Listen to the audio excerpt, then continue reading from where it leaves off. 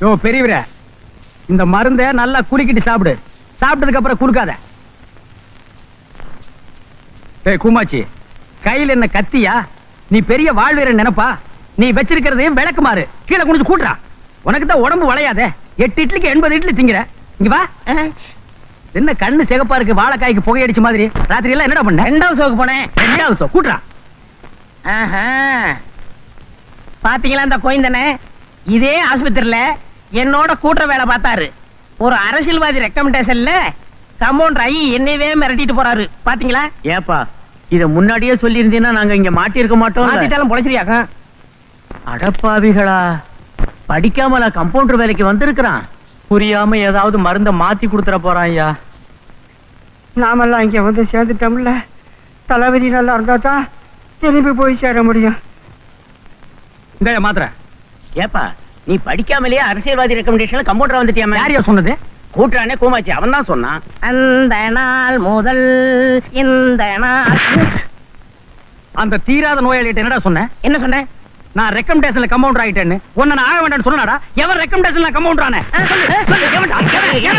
இங்க பாருங்க, அடிக்காதீங்க. உண்மையை தானே சொன்னேன். என்ன உண்மை சொன்னேன்? ஏய், ரஷ்யாவில் ஆடு மேய்ச்சிட்டு இருந்தார் குர்சேவ். அவர் படிக்காதவர் தான். பிற்காலத்துல ரஷ்ய ஜனாதிபதி ஆகல. ஸ்டாலின் செருப்பு தைச்சிட்டு இருந்த ஒரு சாதாரண தொழிலாளி. அவரும் படிக்காதவர் தான். பிற்காலத்துல அவர் தலைவர் ஆகல. இவ்வளவு ஏண்டா, காமராஜர் படிக்காதவர் தான். நம்ம நாட்டுக்கே பெருந்தலைவர் ஆகல. அண்ணே, அதெல்லாம் தலைவர் பதவினே.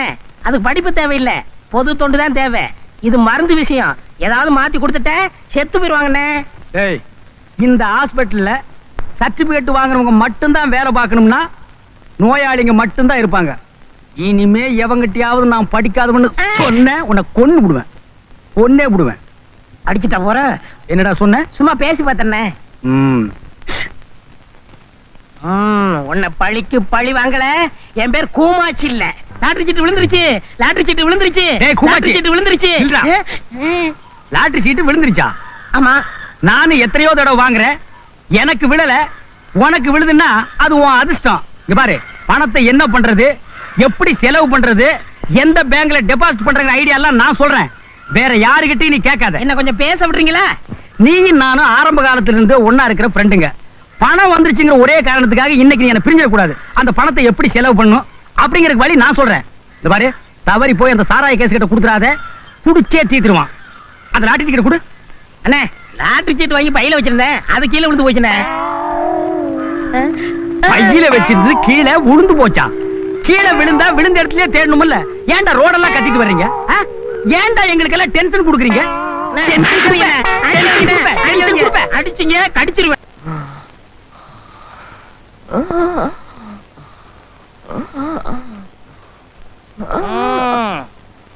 யார எங்க வம்பு கிழத்தீங்களோ இப்ப உங்களுக்கு இழுத்துக்கிட்டு இருக்கு.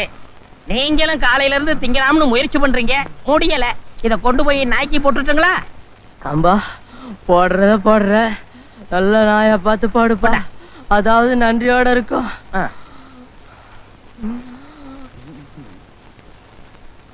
இந்த கம்பவுண்டர் பைய தண்ணியே வைக்க மாட்டானே. தண்ணியா? பினாயில குடி. எந்திரா. டேய் கருங்குரங்கு, இதெல்லாம் ஆஸ்மாக்காரன் டிபி காரன் தின்ன பிரெட்.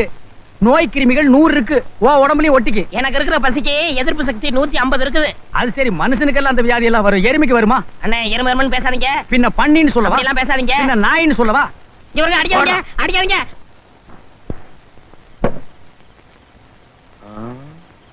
தொங்கும் தோட்டத்தை பாத்துக்கிட்டு இருக்காரா? கீழே விழாது. என்ன பண்ணிக்கிட்டு இருக்க?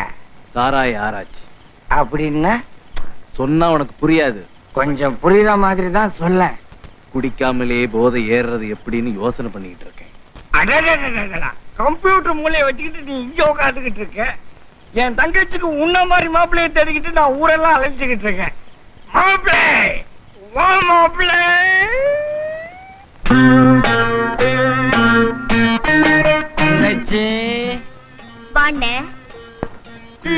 இன்னைக்கு இவன் தான் மாப்பிள்ளையா? என்ன மச்சான் இது, மாப்பிள்ளை அவன் பேசுது? அப்படி எல்லாம் பேசாதம்மா, ரொம்ப ஃபீல் பண்றான். தூங்கிட்டியா? உன் கடமை முடிஞ்சது, அதான் படுத்துட்டேன். அண்ணா இல்லன்னா என்னம்மா, அத்தா நான் இருக்கல. எங்க இது? என்னம்மா தேடுறீங்க? தொடப்பம். எதுக்கு? ஆர்த்தி எடுக்க வேணா? தொடப்பாத்தால ஆராய்ச்சியா? புதுமை பெண்ணம்மா. இது என்ன புதுமை? போக போக பாரு இன்னும் எவ்வளவு இருக்கு. போடா போட வெளியில. இன்னொரு தடவை இந்த இப்ப உடம்பு எப்படி பாருக்கு? பரவாயில்லம்மா. ஏமா இது என்ன இவருக்கு ஃபர்ஸ்ட் அட்டாக்கா? இல்லைங்க, ஏற்கனவே 2 அட்டாக் முடிஞ்சு போச்சு. இது 3வது அட்டாக். என்னம்மா அது இந்திய எல்லையில ஆர்மி அட்டாக் சொல்ற மாதிரி சொல்லிட்டு இருக்க? பரவாயில்ல, இங்க வந்துட்டாருல்ல பொழைச்சுக்குவாரு. ஆமா, தனியா வந்திருக்கிற உங்க அம்மா வரல? இல்லைங்க, அவங்க இறந்துட்டாங்க. அவங்களும் அட்டாக்கில் தான் இருந்தாங்களா? ஆமாங்க. ஏமா அட்டாக் என்ன உங்களுக்கு பூர்வீக சொத்தா? அது சரி, கூட பிறந்தவங்க யாராவது இருக்காங்களா? எங்க அப்பாவுக்கு நான் ஒரே ஒரு பொண்ணுங்க. Okay, good girl. யோ அட்டாக் வந்து முடிச்சு பார்க்க கூடாது, மூடிக்கியா? யார் இது வரிசை வரானுங்க? சின்னசாமி, இப்ப உடம்பு எப்படிப்பா இருக்கு? பரவாயில்லைங்க. இந்தாமா. இது என்ன வாங்கிட்டு வந்தியா, வழியில புடிக்கிட்டு வந்தியா? டாக்டர் என்ன சொன்னாரு? தீந்து போயிடும்ட்டாரு. இல்ல, வியாதி தீந்து போயிடும்ட்டாரு. ஆமா, இவ்வளவு அன்பா விசாரிக்கிறீங்களே, நீங்க எல்லாம் யாரு? அவருக்கு நாங்கெல்லாம் உயிர் நண்பர்கள். அவர் உயிர் வேற, எங்க உயிர் வேற இல்ல. இவர் மட்டும் செத்தாருன்னா எங்க பொழப்பே போயிடும். இவரு இவ்வளவு பெரிய ஆளா? இவருக்கு ரத்தம் வேணும்னாலும் சொல்லுங்க, எங்க ரத்தத்தை கொடுக்கறோம். வேண்டாங்க, ரத்தம் எல்லாம் கொடுக்க வேண்டாம். அந்த அளவுக்கு நாங்க விட்டுற மாட்டோம். நான் எங்க டாக்டர் கிட்ட சொல்லி ஏன் உயிரை கொடுத்தாவது இவரை நான் காப்பாத்துறேன். ஹார்ட் அட்டாக் பேஷண்ட், ரொம்ப பேசக்கூடாது. இப்ப நீங்க இங்க இருந்து போறது நல்லது. சரி. போங்க. யோ பழத்தை நோயாளிக்கு வேண்டியீங்களா, நீங்க திங்கிறீங்க, வச்சுட்டு போங்கயா. அவருக்காக இல்லைன்னாலும் நீங்க ஒரே ஒரு பொண்ணு, உங்களுக்கு ஒரே ஒரு கண்ணு, சாரி கண்ணான கண்ணு. உங்களுக்காகவாவது உங்க அப்பாவை காப்பாத்துறேன். ஓகே?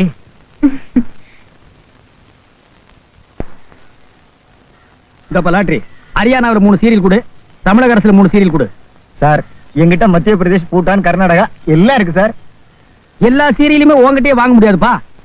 அல்ஸ்டேங்கிறது ஒரு ஆள் கிட்ட மட்டுமா இருக்கு, பல பேர்கிட்ட இருக்கு. பல பேர்கிட்ட வாங்கி பாப்போம். Hello, how are you? Fine. என்ன இவ்வளவு தூரம்? அப்பாவுக்கு பழம் வாங்கிட்டு வரேன். ஏன் வேணா நான் வாங்கிட்டு வந்து கொடுக்க மாட்டேனா? Sir, Meghalaya bumper sir. பம்பரா? எவனாவது கார் வச்சிருந்தா அவங்கிட்ட போய் கேளுங்கடா. நீ ஏன் இன்னும் லாட்டரி டிக்கெட் விக்கிறேன்னு இப்பதான் புரியுது. செட்டப் கவனிச்சியா? கொஞ்சம் கூட எங்கேயும் தெரியாது. You go man, go. You come come.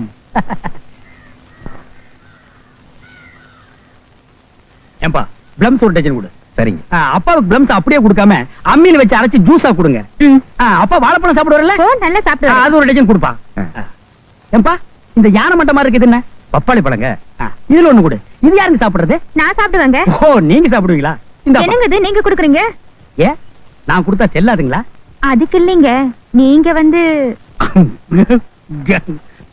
நீங்க என்ன தப்பாவே நினைச்சிட்டு இருக்கீங்க. நான் ஒரு பொதுநல ஊழியன். படிச்சிட்டு சும்மா இருக்க கூடாது பாருங்க. அதான் பழம் வாங்கி கொடுக்குறேன். பழத்தை கொடுப்பா. டேக்கிங். வாழைப்பழம் டேக்கிங். பப்பாளி பழம் டேக்கிங். அண்ணே, டேய் தடில்றா. எப்பட வந்த? நீங்க லாட்டரி சீட் வாங்குனதுல இருந்து பழம் வாங்கி பார்சல் பண்ணி ரூபா கொடுத்தீங்களே, அப்பவே வந்துட்டேன். காலையில ஒரு 50 ரூபாய் கேட்ட கொடுத்தீங்களா? நீங்க கொஞ்சம் முன்னாடி போங்க, நான் பின்னாடி வர்றேன். வரேங்க. வாங்க. என்னடா 50 ரூபா? அப்ப வரல, இப்பதான் வந்தது. சரி, இப்ப கொடுங்க. இப்ப செலவாகி போச்சு. நானும் பொம்பளையா பிறந்திருக்கணும். டேய், இந்த உருவத்துல பொம்பளையா பிறக்காத, உலகம் அழிஞ்சு போயிடும். அதை விடுங்க அண்ணே. நீங்க லாட்டரி சீட்டு வாங்கி பணக்காரனாகிறத விட அந்த பொண்ணை பிடிங்க. எக்கச்சக்கமான சொத்து. அந்த பொண்ணுக்கு உங்க மேல ஒரு இது மாதிரி தெரியுது. டேய், என்னடா ஹாஸ்பிடலுக்கு வந்திருக்கிற பொண்ண போய் கடவுள் வாழ்க்கையில ஒரு தடவை தான் சந்தர்ப்பத்தை கொடுப்பாரு. அதை நழுவ விட்டாதீங்க. அப்படிங்கிற? ஆமாங்கிறேன். என்னது, உனக்கு 5 லட்சமா? பல்லே விளக்க மாட்டான் போல் இருக்கு. நீ அதிர்ஷ்டக்காரன் பா. சார், எங்க ஆஸ்பத்திரிக்கு யாரோ வர்றாங்க விடியா மூஞ்சிங்க. நீங்களும் உங்க பொண்ணு எங்க ஆஸ்பத்திரிக்கு வந்ததுல எனக்கு 5 லட்சம் லாட்டரி அடிச்சிருச்சு சார். தம்பி, என் பொண்ணை கட்டிக்கிறவன் லாட்டரி அடிப்பான்னு ஜோசியத்துல சொல்லிருக்கு. ஆனா மாப்பிள்ள தான் யாருன்னு தெரியல. அது நான் தான் சார். என்னது, நிஜமாவா?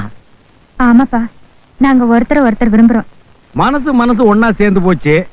இப்போ பணமும் ஒன்னா சேர போகுது. உங்க பணத்தை பார்த்ததுக்கு அப்புறம் தான் இது சாரி உங்க குணத்தை பார்த்ததுக்கு அப்புறம் தான் எனக்கு ரொம்ப பிடிச்சு போச்சு. உன்னையும் தான் எனக்கு ரொம்ப பிடிச்சு போச்சு. எங்களுக்கும் பிடிச்சு போச்சு. பொருத்தம்னாலும் பொருத்தம், அப்படி ஒரு பொருத்தம். அப்ப வர்ற ஆவணி மாசத்துல கல்யாணத்தை வச்சுக்குவோம். ஆவணி மாசங்கிறது ரொம்ப தள்ளி போகுதே, அத கிட்ட கூப்பிடியா? நாளை மறுநாள் நல்ல முகூர்த்தம் இருக்குது. இப்பவே பந்தக்கால நட்டுருவேன். பந்தக்காலாவது ஒண்ணாவது இந்த கல்யாணம் ரெஜிஸ்டர் ஆபீஸ்ல தான் நடக்கணும். நாங்கெல்லாம் சாட்சி கையெழுத்து போட்டுறோம். தலையடியா எங்கயா தலை எடுக்க விடுறீங்க? டோக்கனா கையில கொடுத்து தலை குனியத்தானே வைக்கிறீங்க. நீ பயா உள்ளப்பா. யோ 100 குடியா 100 வர வர குடிகாரனுக்கு மரியாதையே இல்லாம போச்சு. 100, 50, 25 அங்க பாரியா.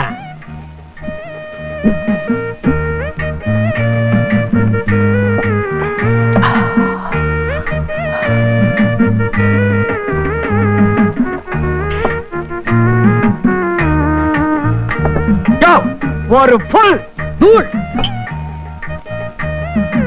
இந்த கைலாசத்துக்கே போனாலும் சரி, இன்னைக்கு ஒரு கை பாத்துறேன்.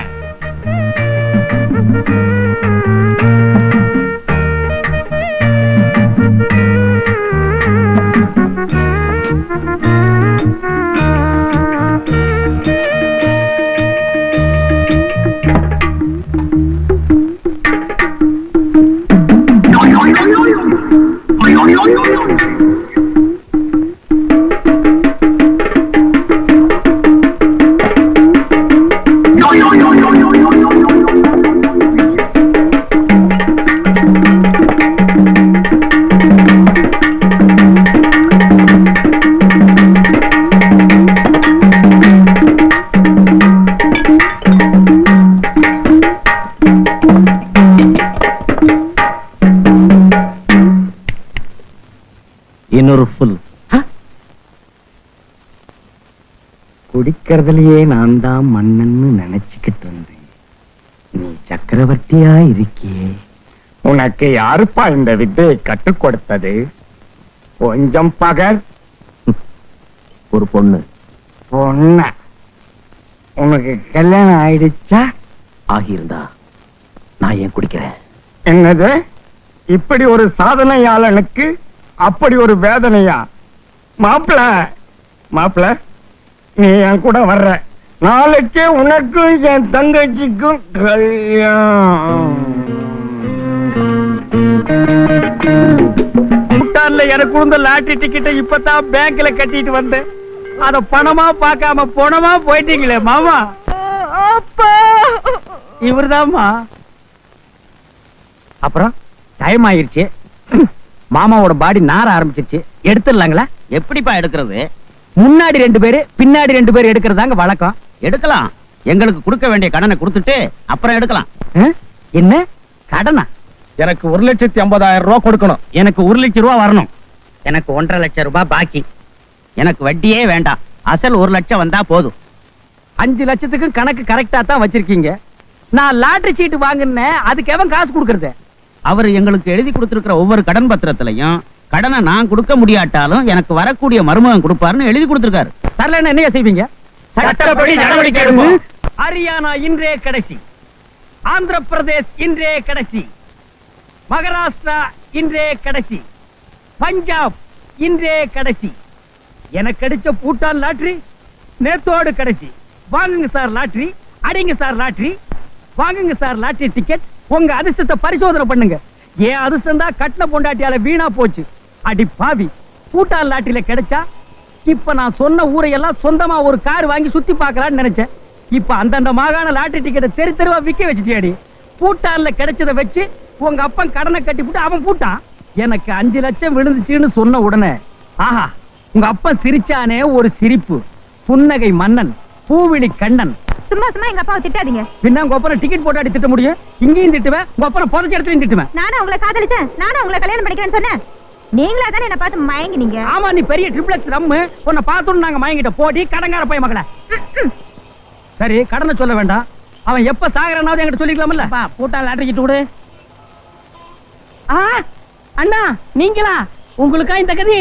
என்ன கதி? இவளை கூட்டிட்டு நான் என்ன தெரு தெருவா பிச்சை எடுக்கிறேன்? என்ன டேய், ஏண்டா கூமாச்சி தலையா, அன்னைக்கு நீ என்ன சொன்ன? ஒரே பொண்ணு, பெரிய இடம், இந்த பொண்ணை நீங்க கட்டிட்டீங்கன்னா சொந்தமா ஒரு பேரிக்காய் தோட்டமே வாங்கலாம்னு சொன்னேன். இப்ப ஆசைக்கு ஒரு பேரிக்காய் வாங்கிட்டீங்க, என்கிட்ட காசு இல்லடா. அண்ணே கோவிச்சுக்காதீங்கண்ணே. அந்த பொண்ணுக்கு ரொம்ப நாளா கல்யாணம் ஆகலையா? எனக்கும் ஒரு வகையில சொந்தக்கார பொண்ணா. உங்களுக்கும் கல்யாணம் ஆகி போச்சு, கடனும் தீர்ந்து போச்சு. அவங்க அப்பனும் நிம்மதியா போய் சேர்ந்துட்டாரு. அவன் நிம்மதியா போயிட்டான், நான் நிம்மதியா இருக்க முடியலையேடா. இருந்த வேலையும் போச்சேடா. செய்யும் தொழிலே தெய்வம்னே. தத்துவம் வேற பேசுறியா? எப்படி துண்டு பிடி வாங்கிக்க, 2 அடியால் வாங்கிக்க. பரதேசி வாங்கிக்கடா, எதிரில லாரி வருது, ஆக்சிடென்ட் ஆகி செத்து போயிடாத.